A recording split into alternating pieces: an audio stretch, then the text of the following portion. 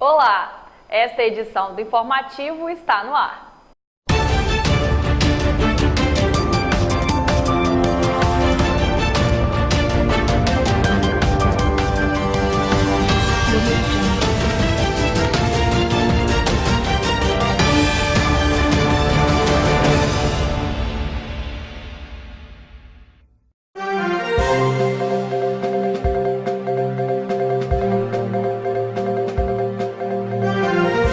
Na noite de ontem, um acidente envolvendo 2 carros deixou 3 pessoas feridas em Timóteo.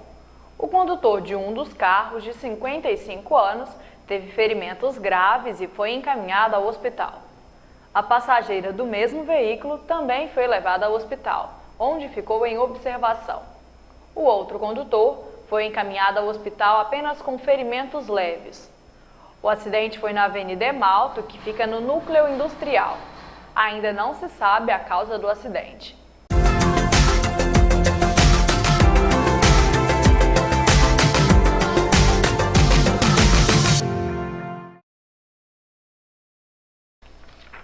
Vai para a Câmara dos Deputados a proposta que facilita a iniciativa popular de projeto de lei. O texto, aprovado pela Comissão de Constituição e de Justiça, permite a assinatura eletrônica dos eleitores. A Constituição de 88 abriu a possibilidade de apresentação de projetos de iniciativa popular, mas em quase 30 anos apenas 4 propostas foram apresentadas. É que um projeto de lei de iniciativa popular precisa do apoio de 1% do eleitorado. E essas assinaturas precisam ser coletadas em pelo menos 5 estados, com a participação de 30% dos eleitores de cada um. O eleitor precisa escrever o nome completo, endereço, número do título e a assinatura precisa ser de próprio punho. Mas quando essas assinaturas chegam ao Congresso, o processo para a conferência é tão longo que geralmente a proposta é adotada por algum parlamentar e passa a tramitar como um projeto de lei normal. Foi assim com o projeto de lei da ficha limpa, o que torna hediondo o crime de homicídio qualificado e o que criou o Fundo Nacional de Habitação de Interesse Social. O último projeto apresentado foi o pacote de medidas de combate à corrupção, mas a tramitação foi suspensa por uma liminar do ministro do Supremo, Luiz Fux. O projeto do senador Regufe permite que essas assinaturas sejam eletrônicas, feitas pela internet. Ainda é necessária a mesma quantidade de assinaturas prevista na Constituição, mas o senador diminuiu algumas exigências. Para apoiar um projeto de iniciativa popular, o eleitor precisa fornecer apenas o nome e o número do título eleitoral ou o CPF. A proposta de iniciativa popular seria um anteprojeto de lei que ficaria disponível pela Justiça Eleitoral para receber as assinaturas eletrônicas. Caberá ao TSE verificar a quantidade e a validade dessas assinaturas. Atingido o número mínimo, o anteprojeto é encaminhado à Câmara dos Deputados. Isso vai facilitar os projetos de iniciativa popular, vai desburocratizar, simplificar e agilizar esse importante mecanismo de democracia direta. Uma comissão especial da Câmara aprovou o relatório da proposta que amplia a licença maternidade para mães de bebês prematuros. O relatório da matéria acrescentou ao texto original um item polêmico, que estabelece a concepção como o início da vida. Deputados contrários argumentam que a mudança impede o aborto nos casos de estupro e risco de morte da mãe, que são atualmente permitidos por lei. A proposta para mudar a Constituição parecia consensual. Ampliava a licença maternidade de mães de bebês prematuros de 120 para 240 dias. Um direito para as mulheres e uma proteção para as crianças, que costumam ficar internadas muito tempo. Mas o relator introduziu uma novidade no texto. Definiu que a vida começa na concepção. Aí começou a polêmica. Na prática, leva à ilegalidade o direito que as mulheres já têm há 60 anos de interromperem a gravidez em casos de estupro e de risco de vida da mãe. Este retira direitos, o relatório do deputado, por isso nós somos contrários e queremos o projeto original que assegura direitos para as mulheres. O relator afirma que o texto não tem esse efeito. A mãe, quando tiver o problema de correr risco de vida não tem problema nenhum, prevalece aquilo que está no Código Penal. O anencefalo, a mesma coisa. E no caso de estupro. E a gente segue aquilo que está dentro da Constituição. Onde nós mexemos? Nós mexemos só no direito da vida, onde nós colocamos que o direito da vida é a partir da concepção. O texto principal do relatório foi aprovado na comissão especial por 19 votos a 1. Falta analisar 11 destaques, que ainda podem modificá-lo. Depois, a proposta que muda a Constituição precisa ser votada pelo plenário em 2 turnos. Uma audiência pública na Comissão de Meio Ambiente da Câmara discutiu a produção de alimentos transgênicos no Brasil, hoje proibidas em muitos países da Europa. O Brasil é o segundo maior produtor de transgênicos do mundo, só atrás dos Estados Unidos. Essa tecnologia entrou aqui na década de 90 e prometia 3 coisas: diminuir a dependência dos agrotóxicos, aumentar a produtividade e acabar com a fome. Esses e outros efeitos dos organismos geneticamente modificados foram discutidos com especialistas pela Comissão de Meio Ambiente. Se a gente colocar na balança todos os impactos econômicos e sociais que tem, vai demonstrar que economicamente este modelo da agricultura que depende da transgenia e depende do agrotóxico não é viável para a sociedade brasileira. Convidados contrários aos transgênicos apontam que os objetivos não foram cumpridos. Segundo eles, o uso de agrotóxicos só fez aumentar desde então. E os pequenos produtores saíram prejudicados pela concorrência com as multinacionais. Quanto mais transgênicos nós tivermos, mais problemas técnicos e, para resolver esses problemas técnicos, agrotóxicos. Eu poderia dizer que esse caminho ainda não encerrou aí, porque depois do agrotóxico vem as doenças e vem os medicamentos. E são as mesmas empresas que produzem tudo isso. Muitos países da Europa proíbem o cultivo dos transgênicos. Outro motivo de crítica são os royalties cobrados pelas multinacionais que patentearam sementes geneticamente modificadas. Mas para este pesquisador da Embrapa, essa é uma tecnologia estratégica para a economia brasileira. É importante dizer que a biotecnologia já está no nosso dia a dia desde a década de 70, né? E aí em 96 entrou na agricultura por uma empresa multinacional e criou toda essa polêmica, né? Então a gente tem que desmistificar e não usar como sinônimo o transgênico como um produto da empresa XYZ. É uma tecnologia que pode trazer várias soluções para a agricultura. A reforma trabalhista aprovada pelo Congresso Nacional entrou em vigor no último dia 11. No dia 14, o governo editou uma medida provisória com alterações nessa legislação. As mudanças são fruto de um acordo feito com os senadores que aprovaram a reforma em julho, com muitas discordâncias dos deputados. Agora, eles serão discutidos novamente pelo Congresso. A medida provisória determina que a negociação da jornada de 12 horas de trabalho, seguidas por 36 horas de descanso, seja feita por convenção coletiva ou acordo coletivo de trabalho, e não mais individualmente, exceto o setor de saúde.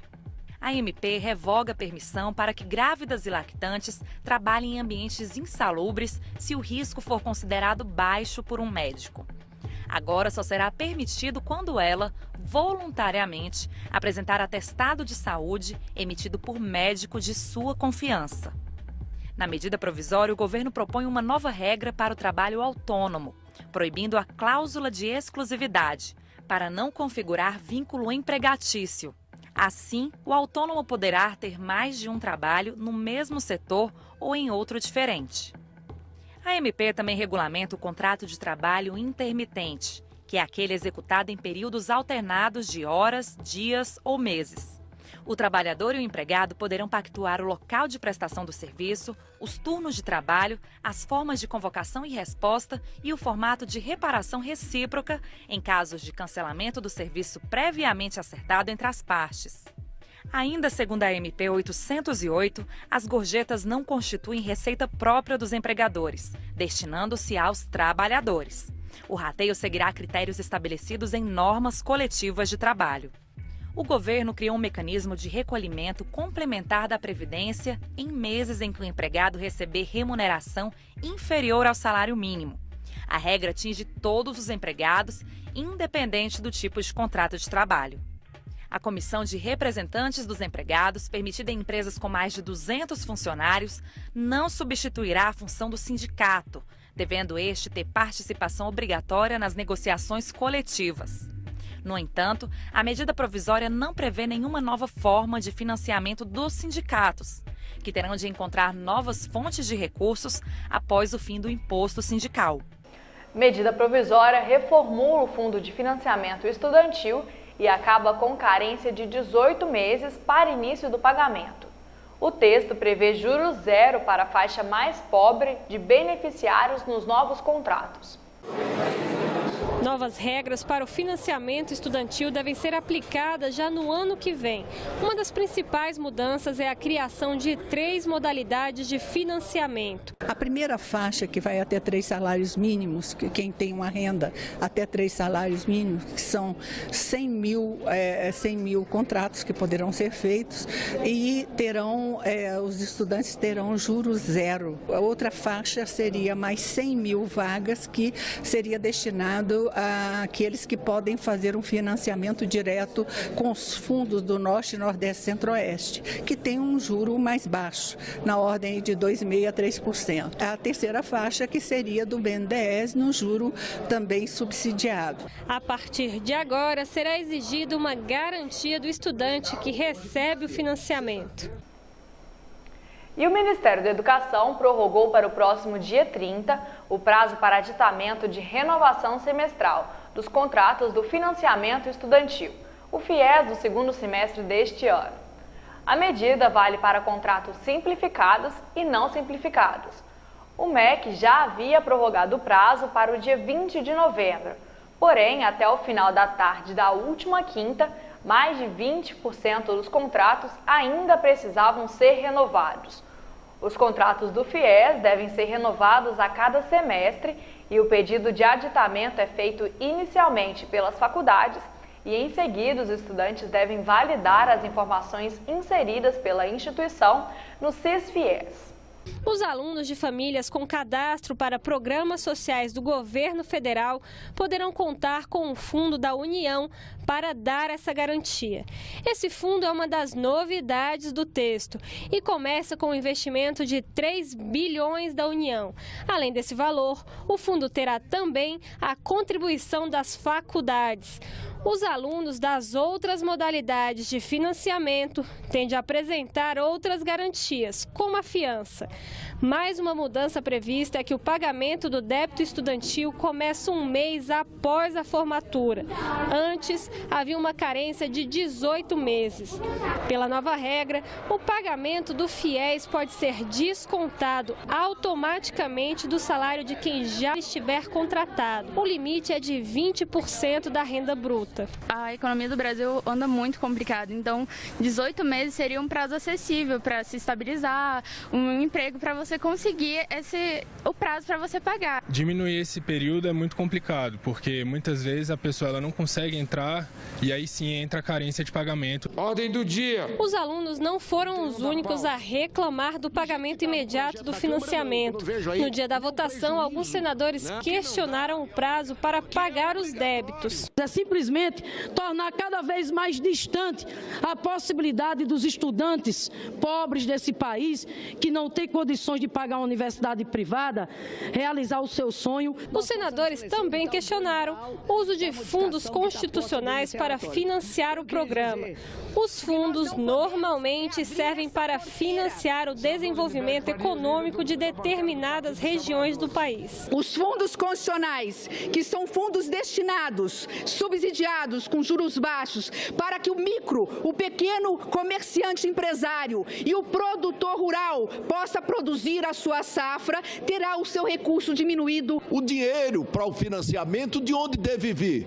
Não precisa nem vir do BNDES, vem do orçamento. Quem está em dívida com o FIES também tem de prestar atenção às novas regras que o texto cria para quitar os débitos. Os estudantes com parcelas vencidas até o dia 30 de abril deste ano podem negociar a dívida e dividi-la em até 175 parcelas. Veja a previsão do tempo para amanhã na região sudeste do país.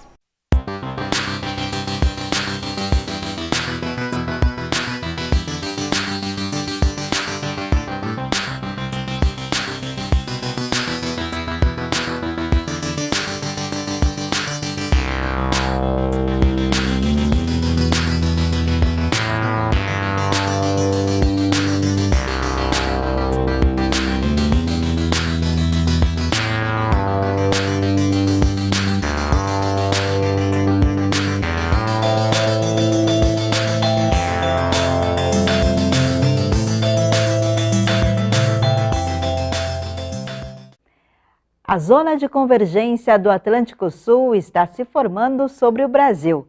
A ZACA se forma pela primeira vez este ano e espalha áreas de instabilidade por todo o Sudeste nesta terça-feira. A frente fria está semi-estacionária na altura do Rio de Janeiro e se associa a nuvens carregadas pelo interior do continente. Por isso, a previsão é de mais chuva. O sol aparece com mais força no norte de Minas Gerais, no Espírito Santo, e há previsão de pancadas de chuva a partir da tarde. Pode chover forte, mas essa chuva é mais localizada.